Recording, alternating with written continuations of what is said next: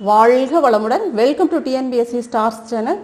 Students, இன்னைக்கு நம்மளோட video 10th ஸ்டாண்டர்டுக்கான Tamil. இதில் நம்ம ஏற்கனவே தமிழை பொறுத்த வரைக்கும் 10th போட்டாச்சு. ஏற்கனவே ஹிஸ்ட்ரி போட்டிருக்கோம், தமிழ் போட்டிருக்கோம் 10th. இது நம்ம டிஎன்பிஎஸ்சி ஓரியன்டாக போட்டிருக்கிறோம். சரிங்களா? இப்போ நம்ம ஸ்கூல் ஸ்டூடெண்ட்டுக்காக நிறைய பேர் கேட்டிருக்கிறீங்க, கொஷின் ஆன்சர் டைப்பில் வேணும் அப்படின்னு சொல்லி கேட்டதுனால இந்த வீடியோ நம்மளுக்கு. சரிங்களா? அதில் எல்லாமே நம்ம 1 மார்க் சூஸ் அந்த மாதிரியெல்லாம் போட்டிருப்போம். உள்ளேருந்து என்னென்ன கொஷின் வரும் அப்படின்னு சொல்லி டிஎன்பிஎஸ்சிக்கு கொடுத்துருப்போம். பட் இதில் இன்றைக்கி நம்ம பார்க்குறது கொஷின் ஆன்சர் மட்டும், புக் பேக் கொஷின் மட்டும் பார்க்கலாம். சரிங்களா? இயல் 1ல் அமுத ஊற்று, இதில் அன்னை மொழியே ஃபர்ஸ்ட் நம்ம பார்க்குறது. அன்னை மொழியே யாருடைய இதுங்க? பாவலேறு பெருஞ்சித்திரனார். சரிங்களா? பாவலேறு பெருஞ்சித்திரனார். இவருடைய இயற்பெயர் என்னதுங்க? துரைமாணிக்கம். ஃபர்ஸ்ட் ஆசிரியர் குறிப்பு, நூற்குறிப்பு பார்த்துடலாம். பாவலேறு பெருஞ்சித்திரனாரின் கனிச்சாறு அப்படிங்கிற இதுல இருந்து தான் நம்மளுக்கு இந்த பாடல் வரிகள் அன்னை மொழியே அப்படிங்கிறது தொகுத்து கொடுத்துருக்காங்க. இவருடைய இதழ்கள் என்னென்ன அப்படின்னு பார்த்தோம்னா, தென்மொழி தமிழ் சிட்டு, இதுதான் இவருடைய இதழ்கள். சரிங்களா? இந்த இதழ்கள் மூலமாக தான் தமிழுணர்வை உலகெங்கும் பரப்பியிருக்காரு. இவருடைய இயற்பெயர் துரைமாணிக்கம். இவருடைய நூல்கள் என்னென்ன அப்படின்னு பார்த்தோம்னா, உலகியல் 100, பாவிய கொத்து, நூறாசிரியம், கனிச்சாறு, என் சுவை என்பது, மகபுகு வஞ்சி, பள்ளி பறவைகள், இதெல்லாம் இவருடைய நூல்கள். நூல்கள் ரொம்ப முக்கியம், பார்த்துக்கோங்க.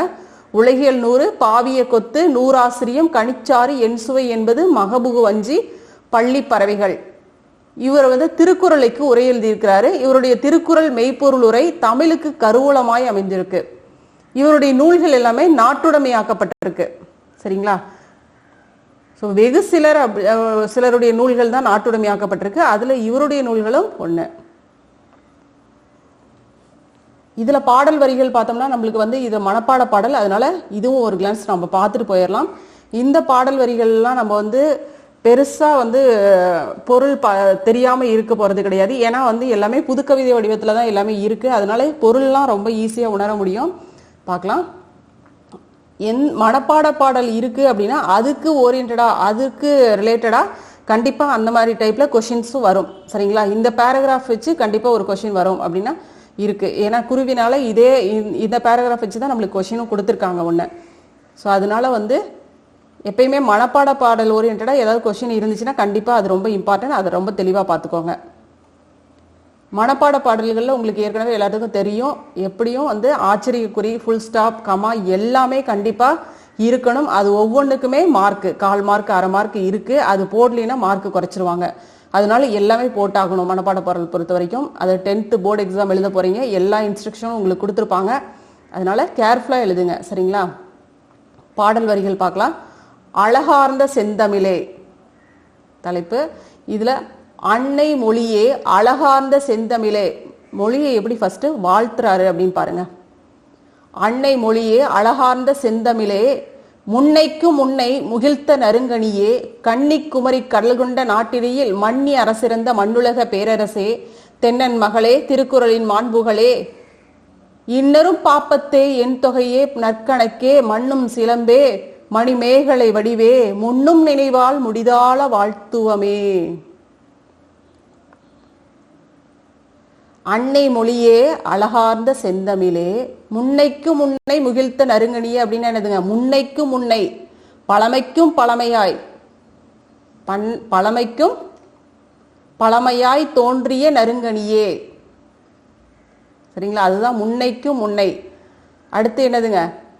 கன்னிக்குமரி கடல் கொண்ட நாட்டிடையில் மன்னி அரசிருந்த மண்ணுலக பேரரசே. கன்னிக்குமரி கடல் கொண்ட நாட்டிடையில், கடல் கொண்ட அந்த குமரி கண்டத்தில் நிலைத்து அரசாண்ட மண்ணுலக பேரரசே.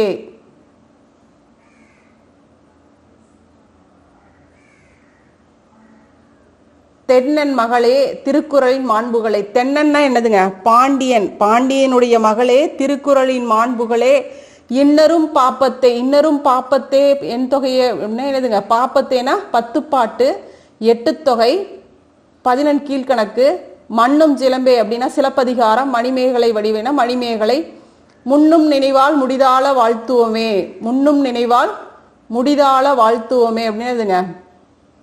பொங்கி எழும் நினைவுகளால் தலைபணிந்து வாழ்த்துவமே, முடிதால தலைபணிந்து வாழ்த்துவமே. சரிங்களா?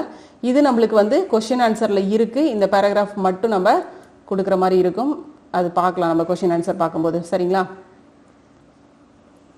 ஸோ பாடல் வரிகள் ரொம்ப ஈஸியாக இருக்கு, ரொம்ப ரொம்ப ஈஸி. அதனால நல்லா பார்த்துக்கோங்க. ஏன்னா மனப்பாட பாடல்ல ஒரு குறிப்பிட்ட அளவு தான் நம்மளுக்கு மனப்பாட பாடல் இருக்கு. அதனால மார்க் ஈஸியாக வாங்கிட முடியும். அது மட்டும் இல்லை, தமிழ் நல்லாவே ஸ்கோர் பண்ணுற சப்ஜெக்ட், ஃபுல் மார்க் வாங்கக்கூடிய சப்ஜெக்ட். அதனால பார்த்துக்கோங்க. சரிங்களா? கொஸ்டின் ஆன்சர் பார்க்கலாம். இதை பொறுத்த வரைக்கும் என்னென்ன கொஸ்டின்ஸ் இருக்கு அப்படின்னு பார்த்துடலாம். இது ஒரு வரிகள் பார்த்துக்கோங்க, ரொம்ப முக்கியமான வரிகள். இது வந்து கேட்டாலும் கேட்டுருவாங்க, பார்த்துக்கோங்க.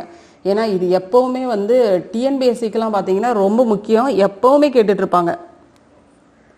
சாகும் போதும் தமிழ் படித்து சாக வேண்டும் என்றன் சாம்பலும் தமிழ் மணந்து வேக வேண்டும். சாம்பலும் தமிழ் மணந்து வேக வேண்டும் அப்படிங்கிறார் யாருங்க? சச்சிதானந்தன். என்னன்னு சொல்லுவாங்க இவருடைய அடைமொழி பேரு? தமிழ் பசி கா சச்சிதானந்தன். அந்த அளவுக்கு தமிழ் மேல உயிர் போட இருப்பாரு, இருக்கக்கூடிய அதான் தமிழ் பசி சச்சிதானந்தன். சரிங்களா? இவருடைய வரிகள் என்னதுங்க? சாகும் போதும் தமிழ் படித்து சாக வேண்டும் என்றன் சாம்பலும் தமிழ் மணந்து வேக வேண்டும். ஓகேங்களா? ஸோ கொஷின்ஸ் இந்த லெசனை பொறுத்த வரைக்கும் என்ன கொஷின் இருக்கு அப்படின்னு பார்ப்போம். இந்த லெசன் பொறுத்த வரைக்கும் நம்மளுக்கு இது ஒரு கொஷின். நெக்ஸ்ட் குருவினால இது மண்ணும் சிலம்பே மணிமேகலை வடிவே, இது ஒரு கொஷின். அடுத்தது சிறுவினால பார்த்தோம்னா தமிழன்னையை வாழ்த்துவதற்கான காரணங்களாக பாவலேறு சுட்டுவன யாவை. ஓகேங்களா? இது நெடுவினால மனோன்மணியம் சுந்தரனாரின் தமிழ்தாய் வாழ்த்து பாடலையும் பெருஞ்சித்திரனாரின் தமிழ் வாழ்த்தையும் ஒப்பிட்டு மேடை பேச்சு ஒன்றை உருவாக்குக அப்படிங்கிறாங்க. சரிங்களா? ஸோ தமிழ்தாய் வாழ்த்து பாடல் இருக்குல்ல, நீராறும் கடல் எடுத்த அந்த பாடல் மனோன்மணியம் சுந்தரனாருடையது, அதையும் பெருஞ்சித்திரனாருடைய தமிழ் வாழ்த்து இருக்குல்லையா, அதையும் ஒப்பிட்டு மேடை பேச்சு ஒன்று உருவாக்குங்க அப்படின்னு சொல்லி நெடுவினால கொடுத்துருக்காங்க. சரிங்களா? இது நம்மளுக்கு இந்த பாடல் அன்னை மொழியை இதை பொறுத்த வரைக்கும் நம்மளுக்கு இருக்கக்கூடிய கொஷின்ஸ் இது. சரிங்களா? ஸோ கொஷின் பார்க்கலாம். கொஷின் பாருங்க. என் தமிழ் நா, என் தமிழ் நா எப்படி பிரித்து எழுதலாங்க? எம் கூட்டல் தமிழ் கூட்டல் நா அப்படி பிரிக்கலாம். சரிங்களா? எம் கூட்டல் தமிழ் கூட்டல் நா பார்த்துக்கோங்க. இதுவும் அதிகமாக வரக்கூடிய கொஷின், எம் தமிழ் நா. சரிங்களா? அடுத்தது குருவினா கொஷின் பாருங்க. மண்ணும் சிலம்பே மணிமேகலை வடிவே முன்னும் நினைவால் முடிதால வாழ்த்துவேமே. இவ்வடிகளில் இடம்பெற்றுள்ள காப்பியங்களை தவிர எஞ்சியுள்ள 50 காப்பியங்களின் பெயர்களை எழுதுக அப்படிங்கிறாங்க. இதுல என்னென்ன காப்பியங்கள் வந்திருக்குங்க? சிலப்பதிகாரம், மணிமேகலை வந்திருக்கு. மீதி உள்ள காப்பியங்கள் 50 காப்பியங்கள்ல மீதி 3 என்னதுங்க? சீவக சிந்தாமணி, வளையாபதி, குண்டலகேசி. சரிங்களா? இப்ப சிலப்பதிகாரம், மணிமேகலை, சீவக சிந்தாமணி, வளையாபதி, குண்டலகேசி. சரிங்களா? நோட் பண்ணிக்கோங்க. அடுத்து சிறுவினா பாருங்க. தமிழன்னையை வாழ்த்துவதற்கான காரணங்களாக பாவலேறு சுட்டுவன யாவை? தமிழன்னையை வாழ்த்துவதற்கான காரணங்கள். நீங்க ஆன்சர் கொடுக்கும்போது இந்த வகையில நீங்க கொடுத்தீங்க அப்படின்னா மார்க்கை அப்படியே அள்ளி கொடுத்துருவாங்க. ஸோ இந்த அளவில் எழுதிக்கோங்க. எப்பயுமே எழுதுறதுக்கு வந்து நம்ம போர்டு எக்ஸாம் வந்தாச்சு, நம்ம இன்னும் வந்து இப்போ 8th ஸ்டூடெண்ட்டை பார்க்கும்போது அவங்கெல்லாம் வந்து இன்னும் கொஞ்சம் ஆன்சரை சுருக்கி கொடுங்க அப்படின்லாம் கேட்குறாங்க. பட் நம்ம வந்து ஒரு போர்டு எக்ஸாம் இந்த அளவுக்கு வந்திருக்கிறோம், நிறைய வந்து எழுதிட்டு வந்திருக்கோம். அதனால 1 லைன் 2 லைன் எக்ஸ்ட்ரா கொடுத்தீங்கன்னா உங்களுக்கு தான் மார்க் ஸ்கோர் ஆகும். சரிங்களா? அதனால இந்த பாடல் வரிகள்லாம் கொடுத்து இதே மாதிரி கொடுங்க, உங்களுக்கே சூப்பராக இருக்கும். பேப்பர் ப்ரெசன்டேஷன் நல்லா இருக்கும். சரிங்களா?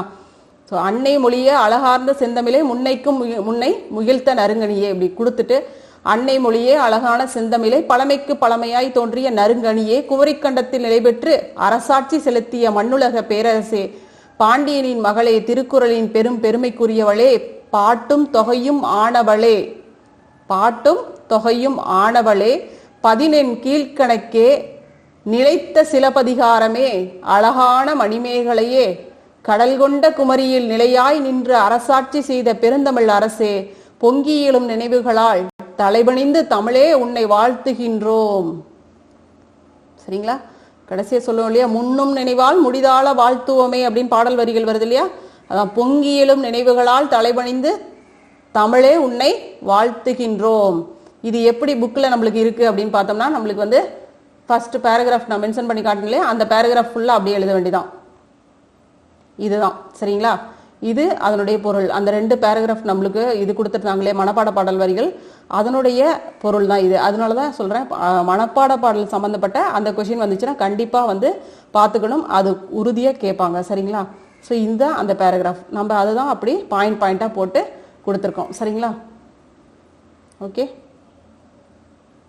ஓகேம்மா. நெக்ஸ்ட் கொஸ்டின் பார்க்கலாம். நெடுவினா பாருங்க. மனோன்மணியும் சுந்தரனாரின் தமிழ் தாய் வாழ்த்து பாடலையும் பெருஞ்சித்திரனாரின் தமிழ் வாழ்த்தையும் ஒப்பிட்டு மேடை பேச்சு ஒன்றை உருவாக்குக அப்படிங்கிறாங்க. ஸோ மேடை பேச்சு அப்படின்னா அது எதை சார்ந்ததாக இருக்கு அப்படிங்கிறத வச்சுதான் நம்ம ஃபர்ஸ்ட் ஒரு அறிமுக உரையை நம்ம கொடுப்போம் சரிங்களா. ஸோ அந்த மாதிரி எப்படி கொடுக்கலாம், அது மட்டும் இல்லை மேடையில் இருக்கக்கூடியவர்களுக்கு ஃபர்ஸ்ட் நம்ம ஒரு மரியாதை செலுத்தணும் இல்லையா, ஒரு வணக்கம் சொல்லணும் இல்லையா. ஸோ அந்த வகையில் ஒரு வணக்கம் சொல்லணும் அப்படிங்கிறது எல்லாமே அவங்கவுங்களுடைய சொந்த நடை தான் சரியா. அது வந்து எப்படி இருக்கணும் அப்படின்னா ஒரு நயமாக இருக்கணும், ஒரு மொழி வளம் மிக்கதாக இருக்கணும் அந்த இது. ஸோ அது எப்படி கொடுக்கலாம் அப்படின்னு பாருங்க. அறிமுக உரை போட்டுக்கோங்க. தாயே தமிழே வணக்கம், தாய் பிள்ளை உறவம்மா உனக்கும் எனக்கும் என்று தமிழ் தாயை வணங்கி இங்கு மனோன்மணியும் சுந்தரனாரின் பாடலையும் பெருஞ்சித்திரனாரின் பாடலையும் ஒப்பிட்டு காண்போம் சரிங்களா. ஸோ இந்த இடத்துல நம்ம வணக்கம் அப்படிங்கிறது சுருக்கமாக நம்ம கொடுத்துருக்கோம். தாயே தமிழே வணக்கம், தாய் பிள்ளை உறவம்மா உனக்கும் எனக்கும் என்று தமிழ் தாயை வணங்கி இங்கு மனோன்மணியம் சுந்தரனாரின் பாடலையும் பெருஞ்சித்திரனாரின் பாடலையும் ஒப்பிட்டு காண்போம். ஃபர்ஸ்ட் சுந்தரனாருடைய மனோன்மணியம் சுந்தரனாருடைய பாடல் வரிகள் பாருங்க.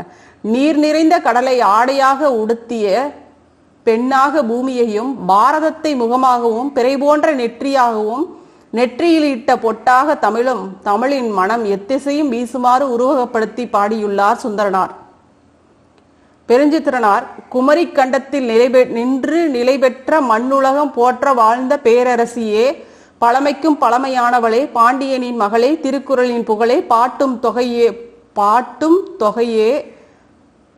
தொகையும் ஆனவளே அப்படின்னு கூட போடலாம். பாட்டும் தொகையே, கீழ்கணக்கே, சிலம்பே, மேகலையே என்று பெருஞ்சித்திரனாரின் தமிழை முடிதாள வணங்கி வாழ்த்துகிறார். பெருஞ்சித்திரனார் தமிழை முடிதாள வணங்கி வாழ்த்துகிறார் சரிங்களா. நீராறும் கடலொடுத்த நிலமடந்தைகளில் எழுகும் இந்த பாடல் தான் இது சுந்தரனாருடையது. அன்னை மொழியே அழகார்ந்த செந்தமிழே பாடல் வரிகள். இது வந்து நம்ம பொருள் கொடுத்துருக்கோம் நம்ம இங்க சரியா.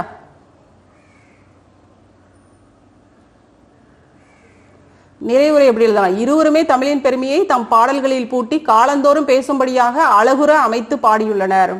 ஸோ அந்த அளவுக்கு வந்து நீராறும் கடலெடுத்த இதெல்லாம் எடுத்தோம் அப்படின்னா அந்த அளவுக்கு வந்து அதுல அவ்வளவோ அடங்கி இருக்கிறதுனால தான் நம்ம எப்படிங்க தமிழ்தாய் வாழ்த்து பாடலாகவே அங்க வைக்கப்பட்டிருக்கு சரிங்களா. அதுதான் 2 பேருமே எப்படி சொல்லியிருக்காங்க, தமிழின் பெருமையை அழகுற அமைச்சிருக்காங்க. அதுதான் இன்னைக்கும் காலந்தோறும் நம்ம பேசக்கூடிய அளவுல இது இருக்கு சரிங்களா. அதனால இப்படி நிறைவுரை எழுதிக்கோங்க. இருவருமே தமிழின் பெருமையை தம் பாடல்களில் பூட்டி காலந்தோறும் பேசும்படியாக அழகுற அமைத்து பாடியுள்ளனர் சரிங்களா.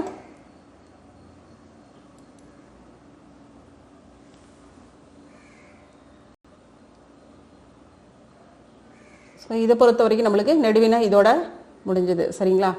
அடுத்து வந்து அடுத்த லெசன் பார்க்கலாம். அடுத்து இதில் வந்து கற்பவை கற்றபின் இதுலேயும் கொஸ்டின் கொடுத்துருக்காங்க. இதை ஒரு கிளான்ஸ் பார்த்துருவோம் சரிங்களா. நற்றினை நல்ல குறுந்தொகை 500 ஒத்த 10 ஓங்கு பரிபாடல் கற்றறிந்தோர் ஏத்தும் களியோடு அகம்புறம் என்று இத்திரத்த 8 தொகை சரிங்களா. இச்செய்யுளில் இடம்பெற்றுள்ள 8 தொகை நூல்களை பெயர் காரணத்துடன் எடுத்து காட்டுக அப்படிங்கிறாங்க. இது எல்லாமே 8 தொகை நூல்கள். இதை வந்து பெயர் காரணம் எப்படி வந்து இது வந்துச்சு, நூலுக்கான பெயர் காரணம் பார்க்கலாம். நற்றிணை நல்ல பாருங்க, நற்றிணை அப்படிங்கிறது நல் கூட்டல் திணை, தொகை நூல்களுள் முதல் நூல், நல் என்னும் அடைமொழி பெற்ற நூல் சரிங்களா. ஸோ 8 தொகை நூல்களில் முதன்மையான நூல் எது அப்படின்னு பார்த்தோம்னா நற்றிணை. இது நல் அப்படிங்கிற அடைமொழி பெற்ற நூல், அதுதான் இது நற்றிணை அப்படிங்கிறது. குறுந்தொகை அப்படின்னா நல்ல குறுந்தொகை அப்படின்னு அழைக்கப்படுகிறது. குறைந்த அடி அளவால் பாடப்பட்ட பாடல்களின் தொகுப்பு, அதனால் குறுந்தொகை என அழைக்கப்பட்டது. இது பாடல் வரிகள் 3 to 6 தான் வரும். ஸோ அதனால இது குறைந்த அடிவரையறை. அடிவரையறை பார்த்தோம்னா குறைந்த அளவுடையது. இதை காரணம் எழுதிக்கோங்க. நல்ல குறுந்தொகை எனவும் அழைக்கப்படும். இது எப்படிங்க? நல் என்னும் அடைமொழி பெற்ற நூல் இது நற்றிணை. இது குறுந்தொகை, நல்ல குறுந்தொகை அப்படின்னு அழைக்கப்படும். குறைந்த அடியளவால் பாடப்பட்ட பாடல்களின் தொகுப்பு, அதனால் இதுதான் குறுந்தொகை அப்படின்னு அழைக்கப்படுகிறது. ஐங்குறுநூறு பார்த்தோம்னா 5 திணைகளை பாடும் நூல். சரிங்களா? 5 திணைகள் 5 திணைகள் இதுல பாடப்படும். குறிஞ்சி, முல்லை, மருதம், நெய்தல், பாலை சொல்லுவோம் இல்லையா, அந்த 5 திணைகள் தான். குறுகிய பாடலரிகளால் கொண்ட நூல். சரிங்களா? குறுகிய பாடலரிகள் கொண்ட நூல் ஐங்குறுநூறு. பதிற்று 10. பதிற்று 10 அப்படின்னா 10 சேர அரசர்களை பற்றி பாடக்கூடிய நூல் தான் பதிற்று 10. இதுல என்னன்னா சேர அரசர்கள் 10 பேரை 10 புலவர்கள் 10 பாடியது தான் பதிற்று 10. அதாவது ஒவ்வொரு 10க்கும் 10 பாடல்கள் வீதம். மொத்தமாவே இதுல 1000 பாடல்கள். இதுல முதல் 10 கடைசி 10 இதெல்லாம் கிடைக்கல அப்படிங்கிறதெல்லாம் இருக்கு. ஸோ அது நம்மளுக்கு இதுல இல்லை, தேவையில்லை. இதுல என்ன சொல்லும்? சேர அரசர்கள் 10 பேரை 10 புலவர்கள் 10 பாடியதுதான் பதிற்று 10. சரிங்களா? பரிபாடல் இது அகம்புறம் சார்ந்த நூல். தமிழின் முதல் இசைப்பாடல் நூல். பரிபாடல் தான் தமிழின் முதல் இசைப்பாடல் நூல். வெண்பா, ஆசிரியப்பா, களிப்பா, வஞ்சிப்பா ஆகிய 4 வகை பாக்களாலும் பல வகையான அடிகளாலும் பாடப்பட்டுள்ளது. சரிங்களா? இது இந்த பரிபாடல் அப்படிங்கிறது அகம்புறம் இரண்டுமே சார்ந்த நூல் பரிபாடல். சரிங்களா? தமிழின் முதல் இசைப்பாடல் நூல் எதுன்னு பார்த்தோம்னாலும் பரிபாடல் தான். இதுல 4 வகை பாக்களாலும் ஆன நூல். இது என்னன்னுதுங்க? வெண்பா, ஆசிரியப்பா, களிப்பா, வஞ்சிப்பா ஆகிய 4 வகை பாக்களாலும் ஆனது. பல வகையான அடிகளாலும் இது பாடப்பட்டிருக்கிறது. ஓகே. கலித்தொகை 5 திணையும் 5வரால் களிப்பாவில் அமைந்த நூல். 5 திணைகளை 5 பேர் பாடியிருப்பாங்க. 5 திணைகள். சரியா? களிப்பாவின் ஓசை துள்ளல் ஓசை, கற்றறிந்தோர் ஏத்தும் களி எனவும் கூறப்படுகிறது. களித்தொகை. ஸோ களிப்பா அப்படின்னாவே அது துள்ளல் ஓசை. கற்றறிந்தோர் ஏத்தும் களி என்ற அடைமொழியுடன் கூடிய நூல் எதுனா களித்தொகை. சரிங்களா? இதெல்லாம் பார்த்துக்கோங்க. அகநானூறு அகம் சார்ந்த 400 பாடல்களை கொண்டது. அகநானூறு களிற்றியானை நிறை, மணிமிடை பவளம், நித்திலை கோவை என 3 பிரிவுகளை கொண்டது. சரிங்களா? இது டிஎன்பிஎஸ்சியை பொறுத்த வரைக்கும் நம்மளுக்கு களிற்றியானை நிறை, மணிமிடை பவளம், நித்திலை கோவை இது எல்லாமே பாடல் வரிகள் எவ்வளோ அப்படின்னு நம்மளுக்கு கேட்பாங்க. அதெல்லாம் நம்ம தனியாக நிறைய வீடியோ பண்ணிட்டோம், நிறைய கொடுத்தாச்சு. டிஎன்பிஎஸ்சி ஓரியன்டாக நிறைய கொடுத்துருக்கோம். அதனால இது 10th பொறுத்த வரைக்கும் இந்த அளவில் நீங்கள் எழுதுனீங்கன்னா போதுமானது. சரியா? ஸோ அகம் அப்படின்னா என்னதுங்க? அகநானூறு அகம் சார்ந்த 400 பாடல்களை கொண்டது. இதுல என்னென்ன இருக்கு அப்படிங்கிறது ரொம்ப முக்கியம். களிற்றியானை நிறை, மணிவிடை பவளம், நித்திரை கோவை அப்படிங்கிற ஒரு 3 பிரிவுகள் உடையது இதுல. சரிங்களா? புறநானூறு புறம் சார்ந்த நூல். 400 பாடல்களுடையது. தமிழரின் வரலாற்று பெட்டகம் அப்படின்னு இது அழைக்கப்படுகிறது. சரிங்களா? அகநானூறு அப்படின்னு பார்த்தோம்னா தமிழரின் கருவூலம் அப்படின்னு அழைக்கப்படும். இது வரலாற்று பெட்டகம். இது பழந்தமிழின் வீரம், பண்பாடு, நாகரிகம், பழக்க வழக்கம், கொடை ஆகியவற்றை பற்றி சொல்லுது. இது என்னன்னா புறம் சார்ந்த விஷயங்கள். சரிங்களா? அது அகம், இது புறம். அகம்னா என்னது? அக வாழ்க்கை, மனிதனுடைய அக வாழ்க்கையை பற்றி சொல்லக்கூடியது. இது வெளியில எப்படி வீரம் நிறைந்த இது பண்பாடு, நாகரிகம், பழக்க வழக்கம் இது எல்லாமே எப்படி இருந்துச்சு அப்படிங்கிறத பத்தி பேசுறது புறநானூறு. சரியா? பார்த்துக்கோங்க. அகநானூறு புறநானூறு ரெண்டுமே ரொம்ப முக்கியமான ஒரு இது. அடுத்து நம்மளுக்கு இன்னொரு கொஸ்டின் கொடுத்துருக்காங்க இல்லையா?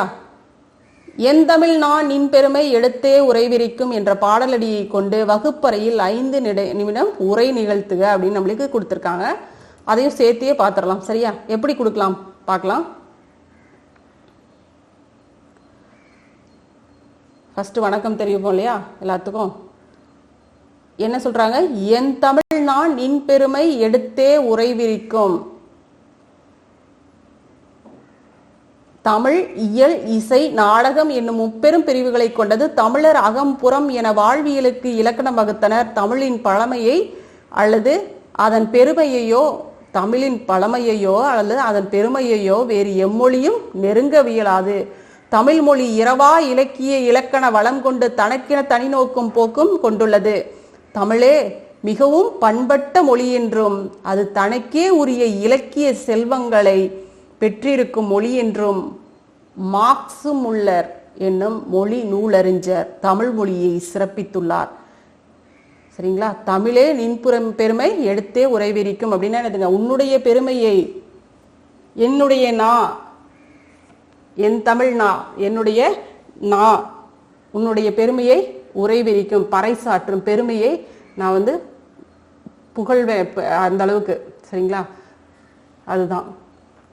ஸோ எப்படி வந்து ஒரு ஏற்ற இறக்கங்களோட ஒரு பேச்சை நம்ம கொடுக்க முடியும் அப்படிங்கிறத பார்த்து கரெக்டாக கொடுங்க. இன்னைக்கு நம்ம வகுப்பறையில் கற்றுக்கிறதா நாளைக்கு நம்ம ஒரு சிறந்த ஒரு மேடை பயிற்சியாளராக கூட வர்றதுக்கான வாய்ப்புகள்லாம் நிறைய இருக்குது. நம்ம எங்கடா வர்றது அப்படின்லாம் நினைக்காதீங்க. சின்ன சின்ன விஷயங்களையும் நம்மளுக்கு கிடைக்கக்கூடிய சின்ன சின்ன வாய்ப்புகளையும் இன்னைக்கு இப்போ பயன்படுத்திக்கிட்டிங்கன்னா கண்டிப்பாக வந்து அது என்னைக்குமே வந்து துணை நிற்கும். சரிங்களா? ஸோ என்னைக்குமே நம்ம வாய்ப்புகளை மட்டும் தவற விடவே கூடாது. அதை எப்பயுமே தக்க வச்சுக்கோங்க. சரிங்களா? அதனால இன்னைக்கு நம்ம 10 பேர்த்துக்கு முன்னாடி நம்ம இந்த அளவுக்கு பேசணும்னா தான் நாளைக்கு 1000 பேர் 1,00,000 பேர் இருக்கிற இடத்துல நம்மளால பேசுறதுக்கான தைரியம் சின்ன சின்ன அளவுல வளர்த்துக்கிட்டோம்னா பெரிய அளவுல நம்மளால ஈஸியா பேசிட முடியும். அதனால வெக்கப்படாம எதுவா இருந்தாலும் நான் ஃபர்ஸ்ட் பேசுறேன் அப்படின்னு போய் கிளாஸ் ரூம்ல முன்னாடி நின்று பேசுங்க. சரிங்களா? எதுவா இருந்தாலும் சரி பார்த்துடலாம். சரியா? எப்படி பேசலாம்? இந்த ஒரு பேராகிராஃபை பாருங்க. எப்படி பேசலாம் அப்படின்னு பாருங்க. வணக்கம் அப்படின்னு போட்டு தமிழ், இயல், இசை இந்த மாதிரி அதாவது நிறுத்தல் குறிகள் அந்த இடத்துல என்னென்ன இருக்கு கமா கொடுத்துருக்காங்க, அதனால நிறுத்தல் குறிகள்லாம் கொடுக்கலாம். தமிழ், இயல், இசை, நாடகம் என்னும் முப்பெரும் பிரிவுகளை கொண்டது. தமிழர் அகம் புறம் என வாழ்வியலுக்கு இலக்கணம் வகுத்தனர். தமிழின் பழமையையோ அல்லது அதன் பெருமையையோ வேறு எம்மொழியும் நெருங்கவியலாது. தமிழ் மொழி இரவா இலக்கிய இலக்கண வளம் கொண்டு தனக்கே தனி நோக்கும் போக்கும் கொண்டுள்ளது. தமிழே மிகவும் பண்பட்ட மொழி என்றும் அது தனக்கே உரிய இலக்கிய செல்வங்களை பெற்றிருக்கும் மொழி என்றும் மார்க்சு முல்லர் என்னும் மொழி நூலறிஞர் தமிழ் மொழியை சிறப்பித்துள்ளார். நிறைவாக தமிழின் சிறப்பை நிலைக்கச் செய்வதும் மேலும் வளரச் செய்வதும் தமிழர்களாகிய நமது கடமையாகும். இதனை உணர்ந்து தமிழின் சீரிழமையை காக்க என்றும் பாடுபடுவோம். நன்றி. அவ்வளவுதான். இப்படி கொடுத்துருங்க. இன்னும் கூட நம்ம கொடுக்கலாம். தமிழின் சீரிழமையை காக்க என்றென்றும் பாடுபடுவோம் அப்படின்னு கொண்டு இன்னும் கொஞ்சம் நயமா இருக்கும். நம்ம சொல்லக்கூடிய இது இன்னும் கொஞ்சம் தோரணை கொஞ்சம் நல்லா இருக்கும். சரிங்களா? அந்த மாதிரி கொடுங்க. இன்னும் கூட உங்களுக்கு எனக்கு தெரிஞ்ச இந்த அளவுக்கு உங்களுக்கு வந்து இன்னும் கூட சிறப்பாக பேச முடியும். அதனால இன்னும் கொடுக்கலாம். இன்னும் கூட நம்ம இன்னும் கொஞ்சம் டைம் கொடுத்தாங்க அப்படின்னா இன்னும் கொஞ்சம் நிறைய அதிகமாக கொடுக்கலாம். இது 5 நிமிடம் வராது. இது 1 நிமிஷத்துல நம்ம பேசிட்டு போயிடுவோம். இது உங்களுக்கு சும்மா ஒரு ஜஸ்ட் ஒரு எக்ஸாம்பிளுக்காக தான். சரிங்களா? இன்னும் தமிழை பற்றி பேசுறதுக்கு நம்மளுக்கு வார்த்தை எவ்வளவோ விஷயங்கள் இருக்கு. பாரதியார் பாடல் ஒரு பாரதியாருடைய பாடல் வரிகள் எடுத்துக்கிட்டோம்னா மணிக்கணக்கில் நம்மளால பேச முடியும். சரியா? அதுல ஒரு பாடல் வரிகள் எடுத்தாவே போதும். சரியா? அதை பார்த்துக்கோங்க.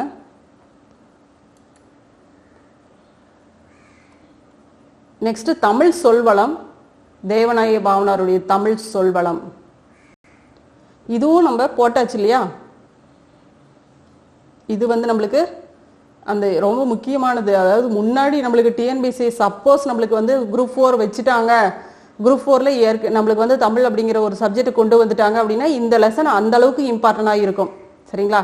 இது நம்ம வீடியோவும் பண்ணியிருக்கோம். எதெல்லாம் வரும் அப்படின்னு பார்த்து பண்ணியிருக்கோம். அது பாருங்க, பார்த்தீங்கன்னா தெரியும். இதுல ஒரு பாருங்க, உலகத்திலேயே ஒரு மொழிக்காக உலக மாநாடு நடத்திய முதல் நாடு எதுங்க? மலேசியா. மாநாட்டுக்குரிய மொழி தமிழ். அந்த மாநாட்டுக்குரிய முதல் மொழி எதுங்க? தமிழ். சரிங்களா? மொழிக்காக மாநாடு நடத்திய நாடு எதுங்க? முதல் நாடு மலேசியா. அந்த முதல் மொழியும் எது? தமிழ். அந்த அளவுக்கு பெருமைக்குரிய மொழி நம்முடைய மொழி அப்படிங்கிறார் அப்பாதுரையார். சொன்னவர் அப்பாதுரையார். ஓகே.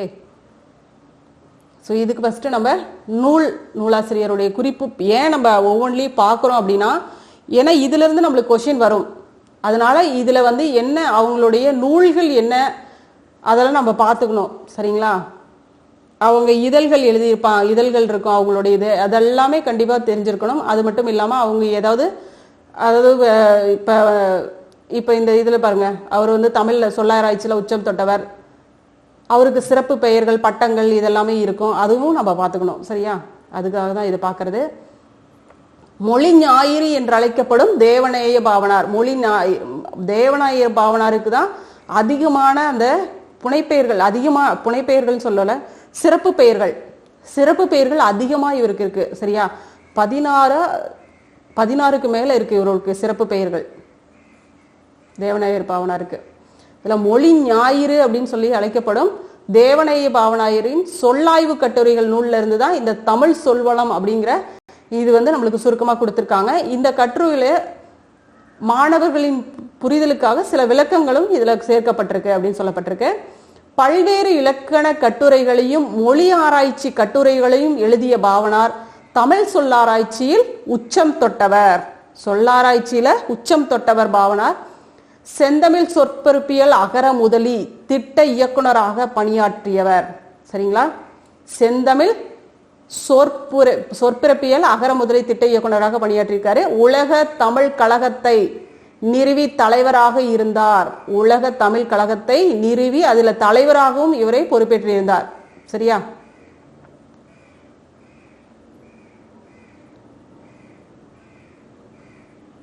ஆறாம் உலக தமிழ் மாநாட்டு மலர் கொடுத்திருக்காங்க. அலைகடல் தாண்டி மலை கடந்து எத்திசையிலும் பரவிய தமிழின் புகழ்மன பதிவுகளை நுகர்வோமா எத்திசையும் புகழ்மணக்க கடல் கடந்து முதலில் அச்சேரிய தமிழ். போர்ச்சுகீசு நாட்டின் தலைநகர் லிசுபனில் 1554 கார்டிலா என்னும் நூல் முதலாக தமிழ் மொழியில்தான் மொழிபெயர்க்கப்பட்டது.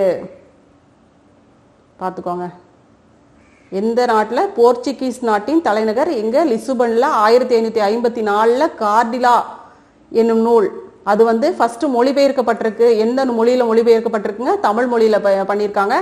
இந்நூல் ரோமன் வரிவடிவில் அச்சிடப்பட்டுள்ளது. ரோமன் எழுத்துருவில் வெளிவந்த இதன் முழு பெயர் என்ன அப்படின்னு பார்த்தோம்னா கர்த்தில்லா டி லிங்கோ தமிழ் இ போர்ச்சுகீஸ் அப்படின்னு சொல்லிட்டு வந்திருக்கு. சரிங்களா, கர்த்தில்லா டி லிங்கோ தமிழ் இ போர்ச்சுகீஸ். இது அன்றைய காலத்திலேயே இரு வண்ணங்களில் கருப்பு சிவப்பு அப்படின்னு மாறி மாறி நேர்த்தியாக அச்சிடப்பட்டிருந்திருக்கு. இந்திய மொழிகளிலேயே மேலை நாட்டு எழுத்துருவில் முதலில் அச்சேறியது தமிழ்தான். ஸோ இது இப்படி கொடுத்துருக்காங்க. இது எந்த செய்தி எதுல இருந்து எடுத்து கொடுத்துருக்காங்க? ஆறாம் உலக தமிழ் மாநாட்டு மலர்ல இருந்து இந்த செய்தி நம்மளுக்கு கிடைக்கப்பட்டிருக்கு. சரியா, டிஎன்பிசி பொறுத்த வரைக்கும் ரொம்ப முக்கியம். 10th பார்த்துக்கோங்க. ஸோ இதுவும் பார்த்துருவோம், நம்ம கொஷின் பார்க்கும்போது பார்த்துருவோம். இதில் நம்மளுக்கு எந்த மாதிரியான என்னென்ன கொஷின் வந்திருக்கு அப்படின்னு பார்க்கலாம்.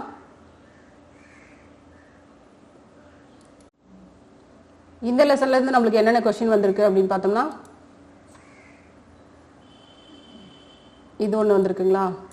காய்ந்த இலையும் காய்ந்த தொகையும் நிலத்துக்கு நல்ல உரங்கள் இத்தொடரில் அடிக்கோடிட்ட பகுதியை குறிப்பிடுக அப்படின்னு கேட்டிருக்காங்க. அடுத்தது இதில் வேர்க்கடலை, மிளகாய் விதை, மாங்கொட்டை ஆகியவற்றை குறிக்கும் பயிர் வகைகள் என்ன அப்படின்னு கேட்டிருக்காங்க. இது ஒரு கொஷின்.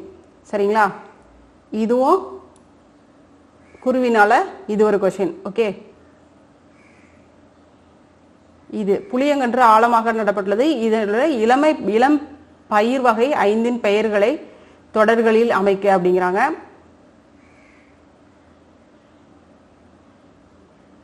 நெக்ஸ்ட் நெடுவினாதான். இதுல தமிழின் சொல்வளம் பற்றியும் புதிய சொல்லாக்கத்திற்கான தேவை குறித்தும் தமிழ் மன்றத்தில் பேசுவதற்கான உரை குறிப்புகளை எழுதுக அப்படிங்கிறாங்க. ஓகே, பார்க்கலாம். காய்ந்த இலையும் காய்ந்த தொகையும் நிலத்துக்கு நல்ல உரங்கள். இதுல அடிக்கோடிட்ட பகுதி எது அப்படின்னு பார்த்தோம்னா காய்ந்த இலையும் காய்ந்த தொகையும் அப்படின்னா சருகும் சண்டும் அப்படின்னு சொல்லுவோம். இலைக்கு என்னதுங்க? சருகு, தோகைக்கு சண்டு அப்படின்னு சொல்லுவோம். சரிங்களா, சருகும், காய்ந்த சருகும் காய்ந்த சண்டும் பார்த்துக்கோங்க. சருகும் சண்டும் டோட்டலா நம்ம சொன்னோம்னா சருகும் சண்டும். ஓகே, சருகும் சண்டும் நிலத்துக்கு நல்ல உரங்கள். வேர்க்கடலை, மிளகாய் விதை, மாங்கொட்டை ஆகியவற்றை குறிக்கும் பயிர் வகை என்னதுங்க? மணி. சரிங்களா, மணிகள், மணி. விதைகள், விதை அப்படிங்கிற மணிகள், மணி அப்படின்னு சொல்லுவோம். அதான் மணி, மணி வகை. நெக்ஸ்ட் குருவினா பாருங்க. ஒரு தாற்றில் பல சீப்பு வாழைப்பழங்கள் உள்ளன, ஒரு சீப்பில் பலதாறு வாழைப்பழங்கள் உள்ளன, ஒரு சீப்பில் பல வாழைப்பழங்கள் உள்ளன.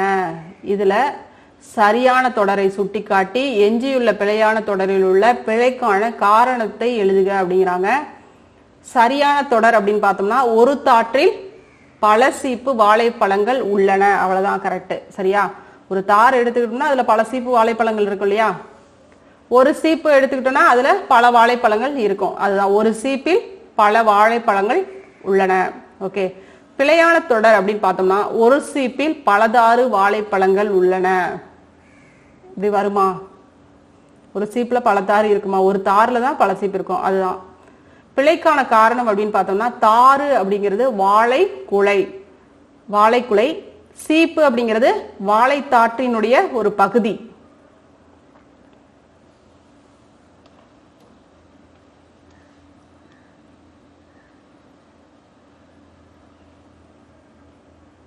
ரெண்டுமே போட்டுக்கோங்க. நெக்ஸ்ட் சிறுவினால பாருங்க. புளியங்கன்று ஆழமாக நடப்பட்டுள்ளது, இதுபோல் இளம் பயிர் வகை 5 பெயர்களை தொடர்களில் அமைக்க அப்படிங்கிறாங்க. பிள்ளை அப்படின்னா என்னதுங்க? தென்னம்பிள்ளை வாங்கி வந்தேன். பிள்ளை தென்னம்பிள்ளைன்னு சொல்லுவோம் இல்லையா? வடலி அப்படின்னா காட்டில் பனை வடலியை பார்த்தேன். நாற்று நெல் நாற்று நட்டேன், நெல் வயலில் நாற்று நட்டேன் அப்படின்னு கூட போட்டுக்கலாம். நெல் நாற்று நட்டேன், நெல் வயலில் நாற்று நட்டேன் போடுங்க. கன்று வாழைக்கன்று நட்டேன். பைங்கூழ் சோள பைங்கூழ் பசுமையாக உள்ளது. சரியா? சோள பைங்கூழ் பசுமையாக உள்ளது, பார்த்துக்கோங்க கரெக்டா.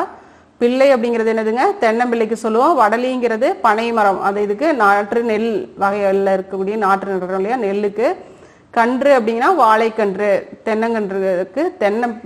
ஆனா பேச்சு உலகில் நம்ம தென்னங்கன்று அப்படின்னு சொல்லுவோம் இல்லையா?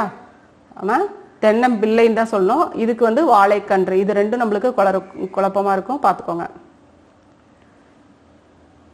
பைங்கூழ் சோள பைங்கூழ், சோளத்தட்டை சொல்லுவோம் இல்லையா? அந்த சோள அந்த இது அதுதான் சோள பைங்கூழ். ஓகே.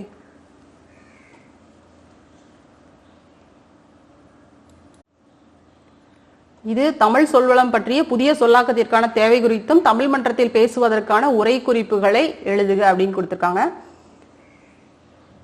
இதுல உரை குறிப்புகளை எழுதுக. ஓகே, எழுதுகன்னு சொல்லிட்டோம். நம்ம கட்டுரை ஒரு கட்டுரை எழுதுவோம் அப்படின்னா ஃபர்ஸ்ட் நம்ம என்ன பண்ணுவோங்க? குறிப்பு சட்டம் அப்படின்னு ஒன்று எழுதுவோம். சரிங்களா? என்னென்ன தேவை, என்னென்ன பொருள் இருக்கு, இதுல நம்ம என்னென்ன கொடுக்குறோம் அப்படிங்கிறத அதை எழுதுவோம் இல்லையா? அதுதான் குறிப்பு சட்டம் அப்படின்னு சொல்லுவோம். இந்த கட்டுரையில என்னென்னலாம் அடக்கம்? அறிமுக உரை இருக்கும், சொல்வளம் இருக்கும், சொல்லாக்கத்திற்கான தேவை என்ன, தேவை, நிறைவுரை, இதை தான் நம்ம இதுல கொடுக்க போறோம் அப்படிங்கிறத குறிப்பு சட்டம். சரியா? கண்டிப்பா ஒரு கட்டுரை எழுதும் பொழுது குறிப்பு சட்டம் இருந்தே ஆகணும். சரியா? ஸோ குறிப்பு சட்டம் போட்டுக்கிறோம். அறிமுக கொடுக்குறோம். வணக்கம், அன்னை மொழியே அழகார்ந்த செந்தமிழை என போற்றப்படும் தமிழ் மொழி பிற மொழிக்கெல்லாம் தலை சிறந்த மொழியாகும், அம்மொழியின் சொல்வளத்தை பற்றி காண்போம். ஏன்னா நம்மளுக்கு இது கொடுத்துருக்காங்க, அதனால ஈஸியா போயிடும், இதை எடுத்து எழுதலாம். சரியா? தமிழ் சொல்வளம் பற்றியும் புதிய சொல்லாக்கத்திற்கான தேவை குறித்தும். சரியா? சொல்வளம் இலக்கிய செம்மொழிக்கெல்லாம் இலக்கிய செம்மொழிகளுக்கெல்லாம் பொதுவேனும் தமிழ் மட்டும் அதில் தலை சிறந்ததாகும். தமிழ் சொல்வளத்தை பல துறைகளிலும் காணலாம். ஒரு பொருட் பல சொல் வரிசைகள் தமிழை தவிர வேறு எந்த திராவிட மொழிகளின் அகராதியிலும் காணப்படவில்லை. ஒரு பொருள் பல சொல் வரும் இல்லையா? பல சொல் இருக்கும், அது ஒரு பொருளை தரக்கூடியதாக இருக்கும். அதே மாதிரி ஒரு சொல் இருக்கும், அது பல பொருளை தரக்கூடியதாக இருக்கும். ஓர் எழுத்து ஒரு மொழி, அதெல்லாம் பார்க்குறோம் இல்லையா? அதுல ஒரே ஒரு எழுத்து பல சொல்கள் பல பொருளை தரக்கூடியதாக இருக்கும். அதெல்லாமே நம்ம தமிழ் மொழிக்கு மட்டுமே பெருமை சேர்க்கக்கூடிய ஒரு விஷயம். அது தமிழ் மொழியில மட்டும்தான் இருக்கு அப்படின்னு சொல்லப்பட்டது. பிற திராவிட மொழிகளுக்கு உரியவனவாக கருதப்படும் சொற்களும் தமிழில் உள என்கிறார் கால்டுவெல். சரிங்களா? பிற திராவிட மொழிகள் தமிழ், தெலுங்கு, கன்னடம், இதுல இருக்கக்கூடிய இந்த மாதிரியான மொழிக்குரியனவாக கருதப்படும் சொற்கள் கூட தமிழில் உள என்கிறார் கால்டுவெல். அடுத்து நெக்ஸ்ட் சொல்லாக்கத்திற்கான தேவை. சொல்லாக்கத்திற்கான தேவை என்பது அதன் பயன்பாட்டு முறையை கொண்டே அமைகிறது. இன்றைய அறிவியல் வளர்ச்சிக்கேற்ப நூல்களை புதிய சொல்லாக்கத்துடன் படைத்தல் வேண்டும். இலக்கிய மேன்மைக்கும் மக்கள் அறிவுடையவர்களாக உயர்வதற்கும் புதிய சொல்லாக்கம் தேவை. மொழி என்பது உலகின் போட்டி போராட்டத்திற்கு ஒரு போர்க்கருவியாகும். அக்கருவி காலத்திற்கேற்ப மாற்றப்பட வேண்டும். காலத்திற்கேற்ப மாற்றப்பட வேண்டும். சரியா? என்ன புரிதல் இருக்கு உங்களுக்கு? என்னன்னா, இன்னைக்கு இருக்கக்கூடிய புதிய தொழில்நுட்பங்கள் எல்லாத்துலயுமே நிறைய சொல் தேவையா இருக்கு இல்லையா? அன்னைக்கு நம்மளுக்கு எல்லாமே மொழிகள் எல்லாம் வளர்ந்தது. ஆனா இன்னைக்கு இருக்கக்கூடிய நுட்பங்கள் தொழில்நுட்பத்திற்கு ஏற்ப அங்கேயும் புதிய சொல்லாக்கங்கள் தமிழ் மொழியிலும் அங்க சொல்கள் உருவாக்கப்பட வேண்டும். அதுதான் சரியா? அதுதான் சொல்லாக்கத்திற்கான தேவை அப்படிங்கிறதே. இன்றைய அறிவியல் வளர்ச்சிக்கேற்ப நூல்களை புதிய சொல்லாக்கத்துடன் படைத்தல் வேண்டும். இலக்கிய மேன்மைக்கும் மக்கள் அறிவுடையவர்களாக உயர்வதற்கும் புதிய சொல்லாக்கம் தேவை. மொழி என்பது உலகின் போட்டி போராட்டத்திற்கு ஒரு போர்க்கருவியாகும். அக்கருவி காலத்திற்கேற்ப மாற்றப்பட வேண்டும். தமிழின் பெருமையும் மொழியின் சிறப்பும் குன்றாமல் இருக்க தமிழில் புதிய சொல்லாக்கம் தேவை. உலகின் பிற ஆய்வு சிந்தனைகளை தமிழ்படுத்தி எழுதும் போது பிற மொழி அறியாத தமிழரும் அவற்றை குறித்து அறிந்து கொள்ள முடியும்.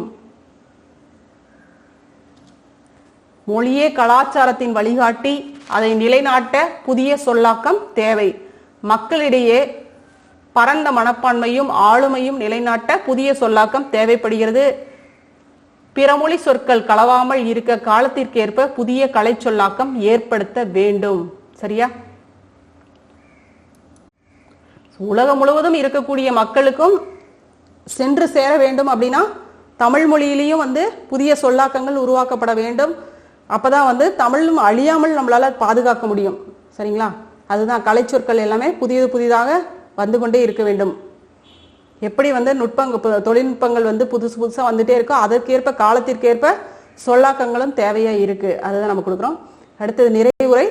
மென்மையான தமிழை மேன்மையான தமிழாக்க அறிவியல் தொழில்நுட்ப சொற்களை தமிழ்படுத்தி தமிழின் பெருமையை உலகிற்கு கொண்டு செல்வோம். சரிங்களா? மென்மையா இருக்கக்கூடிய தமிழை மேன்மையான தமிழாக ஆக்கி அறிவியல் தொழில்நுட்ப சொற்கள் தமிழ்படுத்தி தமிழின் பெருமையை உலகிற்கு கொண்டு செல்வோம். அதுதான் புதிய சொல்லாக்கத்தின் சேவை இன்றைய தமிழுக்கு தேவை. நன்றி அப்படின்னு கொடுத்துருவோம். சரியா? பார்த்துக்கோங்க, நோட் பண்ணிக்கோங்க.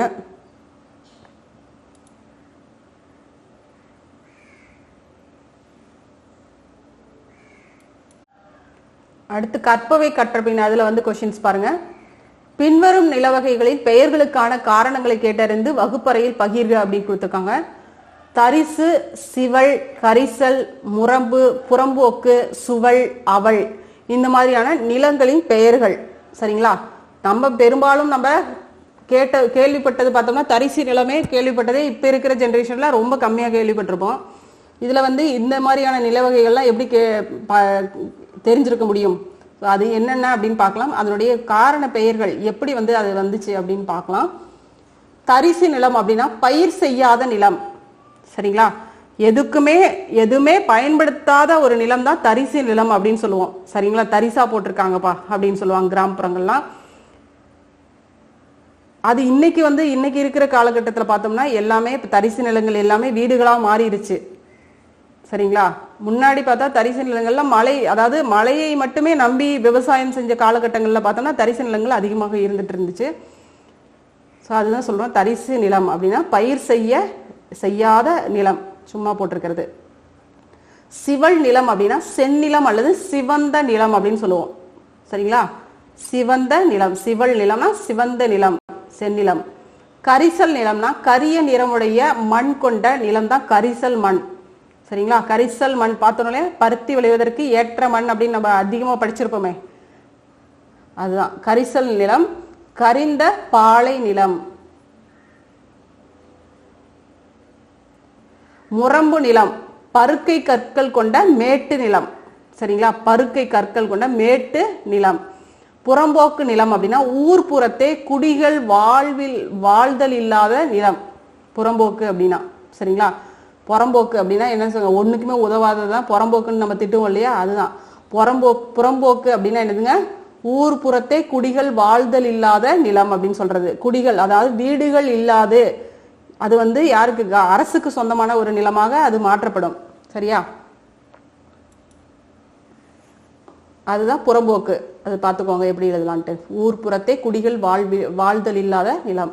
சுவல் நிலம் அப்படின்னா மேட்டு நிலம் அப்படின்னு சொல்லுவோம். சுவல் நிலம்னாலும் மேட்டு நிலம் தான். இதுல முரம்பு நிலம்னா பருக்கை கற்கள் கொண்ட மேட்டு நிலம் அப்படின்னு சொல்லப்படுது. அவள் நிலம் அப்படின்னா, அவள் என்பதன் பொருள் அப்படின்னா பள்ளம். அவள்னா பள்ளம். இது அதிகமா பொருள் கூறுகள்ல நம்மளுக்கு முன்னாடி பார்த்திருக்கோம். அவள், அதுவும் டிஎன்பிஎஸ்சிக்கு அவள்னா பள்ளம் அப்படிங்கிறது நிறைய கேட்டிருக்காங்க, அடிக்கடி கேட்டிருக்காங்க.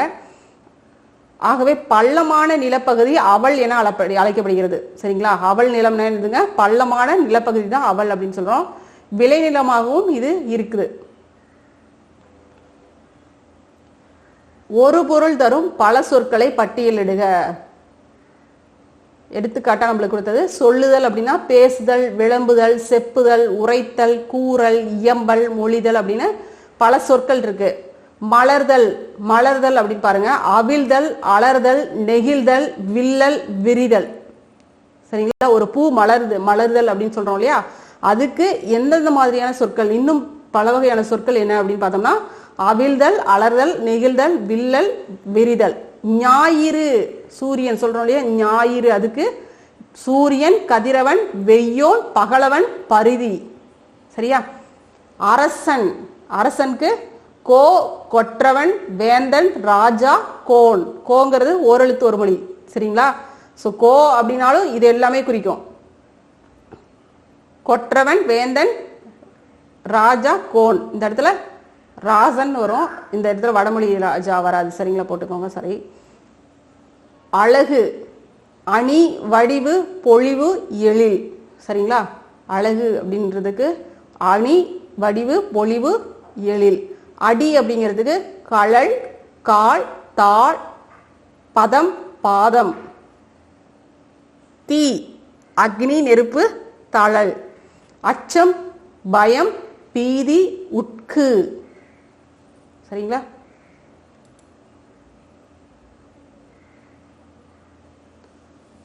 துன்பம், இன்னல், அல்லல், இடும்பை. அன்பு, கருணை, நேசம், ஈரம், பரிவு, பற்று. செய்யுள், பா, கவிதை, யாப்பு. பெண், நங்கை, வனிதை, மங்கை. வயல், களனி, பழனம், செய். சரிங்களா,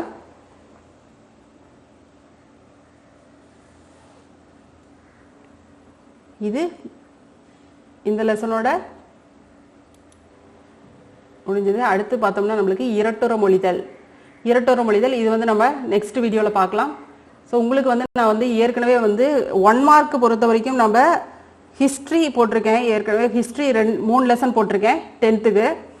உங்களுக்கு வேணும் அப்படின்னா சோசியல், சரிங்களா, சோசியல் சயின்ஸு இந்த மாதிரி சப்ஜெக்ட்லாம் உங்களுக்கு வேணும் அப்படின்னா நான் கொஷின்ஸ்லாம் உங்களுக்கு வந்து புக்லேயே மார்க் பண்ணி போடுறேன். வேணும்னா கமெண்ட்டில் சொல்லுங்கள். சரிங்களா, கேட்டிருக்கிறீங்க, பட் இன்னும் வந்து ஒருத்தர் மட்டும் கேட்டிருந்தீங்க, பட் இன்னும் அதிகமாக தேவைப்படுது, மற்றவங்களுக்கும் அதிகம் தேவை அப்படின்னா சொல்லுங்கள். சரிங்களா, போடுவோம். ஏன்னா 9th ஸ்டூடெண்ட் இனிமேல் வந்து 10th கவனம் செலுத்துனீங்கன்னா தான் முடியும். சரியா, இனிமேல் வந்து குயிக்காக போட்டுருவாங்க, எல்லாமே பண்ணிடுவாங்க. அதனால் ரெண்டுமே கவனம் செலுத்துங்க. ஓகே, ஓகேம்மா, தேங்க்யூ.